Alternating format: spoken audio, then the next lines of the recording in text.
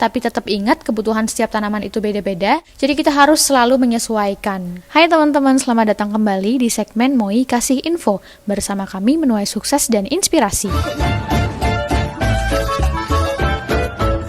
Di episode kali ini, kita mau lanjutin konten Moi Kasih Info sebelumnya nih. Kemarin kan kita udah bahas beberapa poin tentang olah lahan nih, yang dibutuhkan setiap mau mulai budidaya tanaman. Sebelum kita lanjut ke poin-poin yang belum disampaikan kemarin, kita review dulu dari awal ya. Langkah pertama yang harus dilakukan ketika olah lahan adalah bongkar atau balikan lahannya secara rata. Langkah kedua adalah pemberian dolomit untuk menetralkan pH tanah agar lebih stabil. Yang ketiga adalah pembentukan bedengan yang kedalaman dan panjangnya sesuai dengan kebutuhan tanaman. Dan yang keempat adalah pemberian dasaran seperti pupuk organik yang sudah diolah dan sudah siap pakai. Untuk penjelasan setiap langkahnya bisa cek video sebelumnya ya.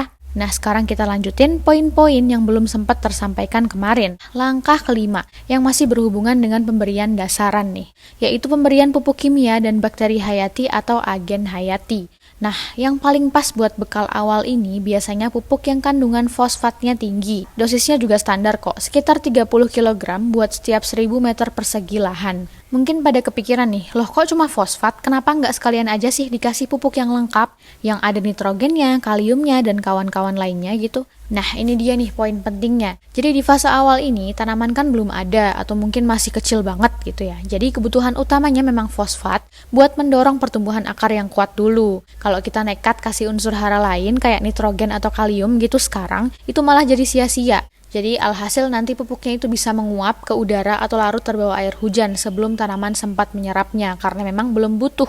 Nanti kalau tanamannya udah mulai gedean dan siap menyerap nutrisi lain, barulah kita kasih pupuk yang lebih lengkap gitu deh rahasianya. Nah, selain pupuk ada juga nih rahasia lain biar tanaman makin oke, yaitu ngasih bakteri atau agen hayati. Contohnya kayak trichoderma, tetes tebu, fluorescens, sama bacillus. Mereka ini bukan pupuk ya, tapi lebih kayak suplemen alami buat tanah dan tanaman. Jadi si bakteri-bakteri baik ini jago banget ngolah nutrisi di tanah yang tadinya terkunci, jadi lebih gampang diserap sama akar tanaman. Terus juga bisa jadi tameng anti penyakit nih. Banyak dari mikroba ini kayak trichoderma dan bacillus yang bisa ngelawan penyakit tanaman. Mereka ini bisa bersaing buat makanan, ngeluarin zat anti penyakit, atau bahkan langsung menyerang bakteri jahatnya. Jadi tanaman kamu lebih kebal dan juga lebih sehat. Kemudian beberapa bakteri juga bisa ngeluarin hormon yang bikin pertumbuhan akar dan batang jadi semakin ngebut. Terus ada lebih banyak lagi nih, misalnya kayak bikin gembur tanah, terus kemudian bersihin tanah dari racun, dan lebih banyak lagi. Terus kemudian ketika persiapan-persiapan bedengan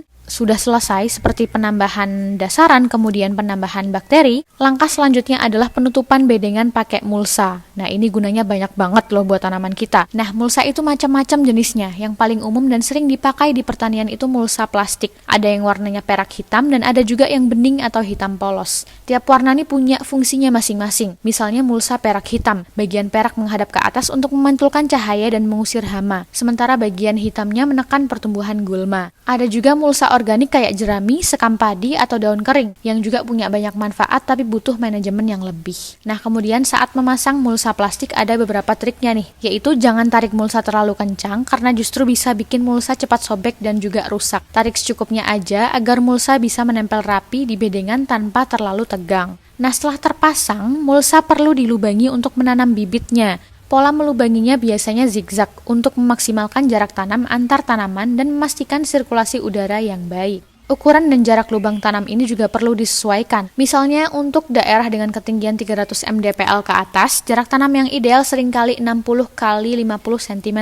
Ini penting karena di dataran tinggi suhu cenderung lebih dingin dan kelembapan bisa lebih tinggi. Jadi perlu jarak yang pas agar tanaman tidak terlalu rapat dan terhindar dari jamur atau penularannya. Nah, setelah mulsa dipasang dan dilubangi, biarkan dulu bedengan berdormansi atau beristirahat sejenak. Artinya jangan langsung ditanami. Beri waktu sekitar beberapa hari sampai 1 minggu agar suhu di bawah mulsa itu stabil dan tanah sudah beradaptasi. Ini juga memberikan kesempatan bagi mikroorganisme tanah untuk menyesuaikan diri. Nah, jadi gitu ya untuk langkah pemasangan mulsa. Nah, kemudian langkah selanjutnya adalah bagian yang paling ditunggu-tunggu nih, yaitu memindahkan bibit ke lahan tanam. Ini momen krusial banget yang menentukan sukses enggaknya panen kita nanti. Tapi ingat, jangan buru-buru langsung tanam, karena ada beberapa hal penting yang harus diperhatikan.